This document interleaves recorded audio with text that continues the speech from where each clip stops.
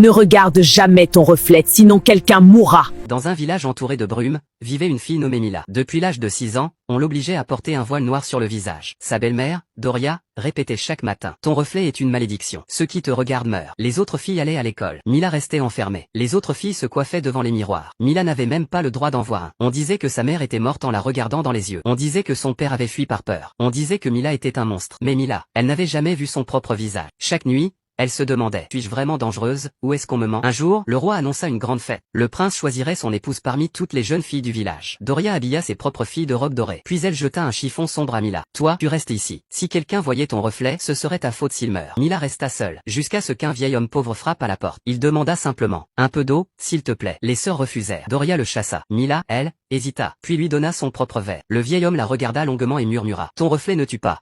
Ce que Mila vit dans le miroir, personne n'était prêt à le voir. Cette nuit-là, Mila ne dormit pas. Les mots du vieil homme tournaient dans sa tête. Ton reflet révèle. Dans la maison, il existait une pièce interdite. Une pièce où était caché un ancien miroir couvert de drap. Mila entra. Ses mains tremblaient. Elle souleva le tissu. Et pour la première fois, elle vit son visage. Elle n'était pas monstrueuse. Elle était incroyablement belle. Mais derrière son reflet, elle vit autre chose. L'image de sa belle-mère apparaissait, déformée, noire, fissurée. Comme si le miroir montrait l'âme, pas le visage. Effrayée, Mila recula. Le lendemain, Doria entra dans la pièce. Elle vit le miroir découvert. Elle cria: tu veux détruire ce village. Mais quand Doria croisa son propre reflet, elle tomba à genoux, car le miroir montrait sa cruauté, ses mensonges, et tous ses actes. Doria comprit: le reflet de Mila ne tue pas. Il dévoile la vraie nature des gens. Alors elle inventa une histoire. Son regard est mortel, et tout le monde y crut. Mais maintenant, Mila savait la vérité, et la fête du prince approchait. Va-t-elle oser se montrer au bal? Et si le prince voyait son reflet, que se passerait-il? Quand le prince la vit, toute la salle se tut. La nuit du bal arriva. Doria enferma Mila à clé. Mais le vieil homme reparut. Et lui donna une robe simple, claire comme la lune. Va. Ta vérité vaut plus que leur peur. Mila entra dans la salle. Tous les regards se tournèrent vers elle. Certains murmurèrent: c'est elle, la fille maudite. Le prince s'approcha. Pourquoi caches-tu ton visage? Mila répondit: parce qu'on dit que mon reflet tue.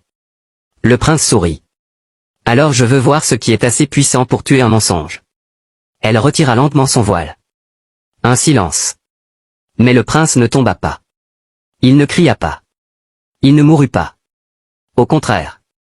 Il vit derrière son propre reflet toutes ses peurs, son orgueil, ses doutes. Il comprit soudain qui il était vraiment. Et il s'inclina devant elle. Tu ne montres pas la mort. Tu montres la vérité. Doria surgit en criant: c'est un démon. Alors le prince leva le miroir vert. Que va montrer le miroir à la belle-mère? La vérité peut-elle punir la cruauté? Le miroir ne ment jamais. Quand Doria vit son reflet, elle vit toutes ses injustices, les humiliations, les mensonges, la peur qu'elle avait créée. La foule recula. Les villageois comprirent enfin. Mila n'était pas maudite. Elle était un miroir vivant. Le prince déclara: ce n'est pas son visage qui est dangereux. C'est notre âme quand elle est mauvaise. Doria fut chassée du village. Non par la violence, mais par la honte. Mila, elle, n'enferma plus jamais son visage. Elle devint celle qu'on appelait la fille qui révèle la vérité. Et le vieux pauvre homme? On ne le revit jamais. Mais certains disent qu'il n'était pas un homme, qu'il était l'épreuve. Morale finale. Ce n'est pas ton apparence qui fait peur aux gens. C'est ce qu'ils voient d'eux-mêmes en toi.